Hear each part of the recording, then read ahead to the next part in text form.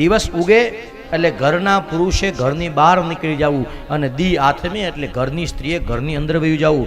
રાત્રિના સમયે સ્ત્રીઓએ બહુ બહાર નીકળવું જોઈએ નહીં. નવરાત્રિમાં નીકળવું જોઈએ પણ એ મધ્યરાત્રિ સુધી હોય. હા, આ તો 11:30 વાગે નીકળે ને 3 વાગે ઊભા કંઈક ડાબતા હોય, પછી વળતી દિવસે 11 વાગે કેસ લખાવીને લાઈનમાં ઊભા હોય. શા માટે એવું થાય? તો જે સમય જેના માટે નથી ભગવાન, એટલા માટે તો આપણે ત્યાં આયુર્વેદ પદ્ધતિ, આપણે ત્યાં શાસ્ત્ર પદ્ધતિએ શીખવાડ્યું ક્યારે સૂવું, ક્યારે ઉઠવું, ક્યારે જમવું, ક્યારે જાગવું, ક્યારે પાણી પીવું, એ બધું આપણા શાસ્ત્રોએ આપણને શીખવાડેલું છે.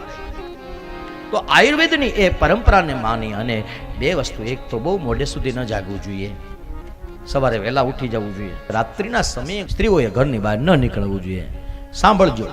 હા, શા માટે કીધું? એક તો સૌથી મોટી વાત તો સ્ત્રીને ઘરેણા પહેરવાનો બહુ શોખ હોય એટલે એ જોખમ હારે હોય.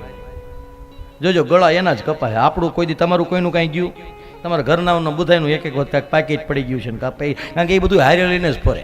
એટલે પછી બીજી વસ્તુ, પુરુષ અડધી રાત્રિ સુધી કદાચ બહાર હોય તો એની જાનને, એના ચરિત્રને આમ બહુ જોખમ નથી, ન રખડવું જોઈએ. પણ જો દીકરી બહાર હોય તો સમાજ, કુટુંબ, પરિવાર, શેરી બધા નોંધ લે કે અડધી રાત સુધી બહાર હોય છે. ઇજ્જત છે કોઈના ઘરની,